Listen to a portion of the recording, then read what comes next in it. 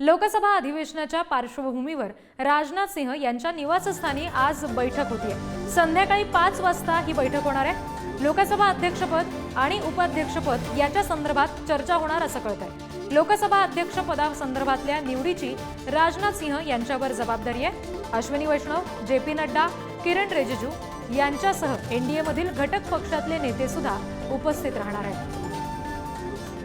प्रतिनिधी शिवाजी काळेंकडून अपडेट्स घेऊया। शिवाजी, लोकसभेसाठीचं जे अध्यक्षपद असेल, उपाध्यक्षपद असेल, या सगळ्या संदर्भात पहिल्यांदाच कदाचित निवडणूक होण्याची शक्यता असं म्हणता येईल का? कारण घटक पक्षांचा सुद्धा आता समावेश आहे।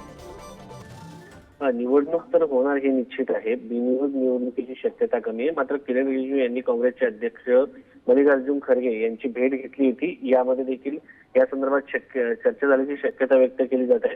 विरोधी पक्ष नेतेपद कोणाला मिळते या संदर्भात काँग्रेसमध्ये खल सुरू असतानाच इकडे लोकसभा अध्यक्षपद नक्की कोणाला दिलं जात आहे यावरती सध्या चर्चा सुरू आहे। आणि सगळ्यात महत्वाचं आहे की एनडीए मध्ये जेव्हा सरकार असतं तेव्हा इतर घटक पक्षांना त्यांचा विचार घेणं महत्वाचं असतं।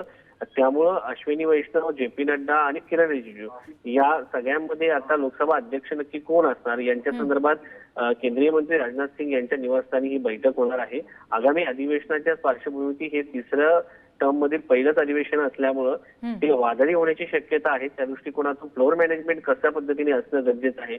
आणि त्याचबरोबर इतर जे घटक पक्ष सध्या भाजप सोबत जरी नसले तर त्यांना मॅनेज करता येत आहे का हे देखील पाहणं महत्वाचं आहे। कारण पहिल्यांदा 2014-2019 नंतर विरोधी पक्ष हा मोठा स्ट्रॉंग झालेला आहे। काँग्रेसच्या 100 जागा आता लोकसभेमध्ये आहेत। त्या सगळ्या पार्श्वभूमीवरती आता फ्लोअर मॅनेजमेंट भाजपसाठी अत्यंत महत्वाचं असणार आहे। आणि या सगळ्या पार्श्वभूमीवरती आपण जर पाहिलं तर आता ही बैठक जी आहे ती महत्वाची आहे आणि भाजप कोणती स्ट्रॅटेजी असतं या सगळ्या संदर्भात हे पाहणं महत्वाचं असणार आहे। जी शिवाजी, धन्यवाद दिलेल्या माहितीसाठी।